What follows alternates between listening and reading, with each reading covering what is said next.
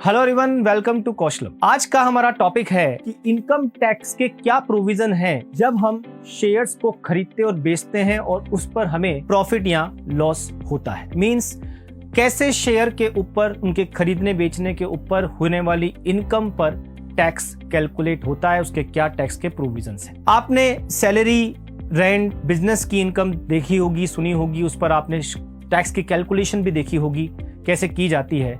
लेकिन शेयर्स पर कैसे टैक्स कैलकुलेट होता है, क्या टैक्स की लायबिलिटी होती है, ये बात हम आज करने वाले हैं। आजकल कई लोग, चाहे वो रिटायर्ड पर्सन हो, चाहे वो कोई होम मेकर हो, या कोई जॉब सीकर हो, या कोई एम्प्लॉयड पर्सन भी हो, जो कि अपना टाइम शेयर मार्केट में स्पेंड करता है और खरीदता बेचता है शेयर्स को, तो उनको होने वाला गेन कैपिटल गेन हेड में टैक्सेबल है। इनकम टैक्स के कैपिटल गेन हेड में उनके ऊपर शेयर मार्केट में होने वाले प्रॉफिट लॉस की टैक्सेबिलिटी आती है, क्योंकि शेयर खरीदना बेचना एक कैपिटल असेट है। तो कैपिटल असेट के ट्रांसफर पर होने वाला गेन कैपिटल गेन कहलाता है।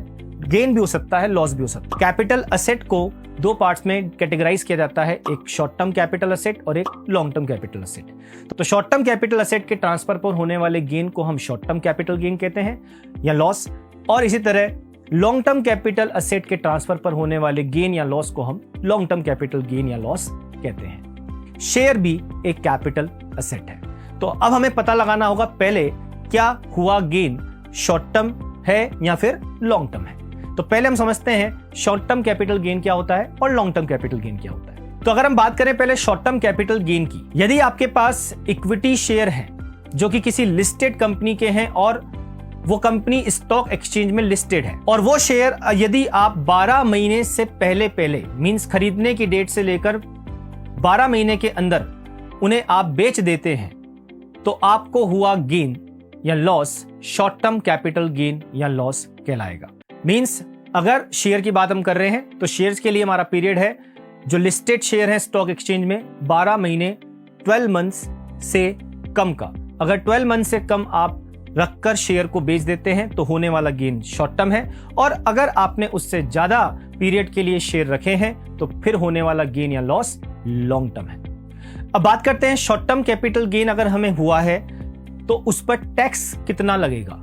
तो मैं आपको बता दूं, जितने भी लिस्टेड शेयर्स हैं जो स्टॉक एक्सचेंज के थ्रू खरीदे और बेचे जाते हैं, उन पर stock exchange security transaction tax लगाता है, और सिक्योरिटी ट्रांजैक्शन टैक्स पर, जिन पर सिक्योरिटी ट्रांजैक्शन टैक्स लग चुका है, ऐसे शेयर पर होने वाले गेन पर 15% टैक्स लगाया जाता है। यदि शेयर स्टॉक एक्सचेंज में लिस्टेड नहीं है तो फिर उन पर टैक्स की लायबिलिटी के लिए अलग से कोई टैक्स रेट फिक्स नहीं है, वो आपकी नॉर्मल इनकम में काउंट होगी, और जो नॉर्मल आपके ऊपर स्लैब रेट्स एप्लीकेबल है टैक्स की, उसी के हिसाब से आपके ऊपर टैक्स चार्ज होगा। चलिए बात करते हैं लॉन्ग टर्म कैपिटल गेन की।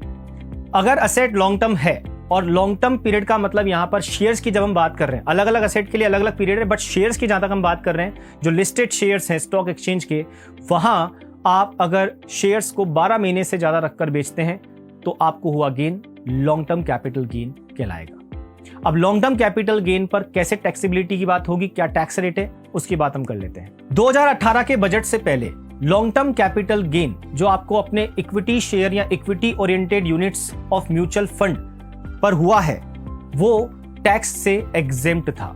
मतलब बजट 2018 आने से पहले long term capital gain section 1038 में एग्जेम्प्ट हुआ करता था, लेकिन बजट 2018 के बाद इसे टैक्स के दायरे में लाया गया, और अब टैक्स के लिए यहां पर जो कंडीशन है वो ये है कि यदि सेलर जो शेयर्स को सेल करने पर लॉन्ग टर्म कैपिटल गेन कमाता है और वो long term capital gain 1 lakh रुपए से अगर ज्यादा है, तो उसे उस लॉन्ग टर्म गेन पर 10% की रेट से टैक्स देना होगा।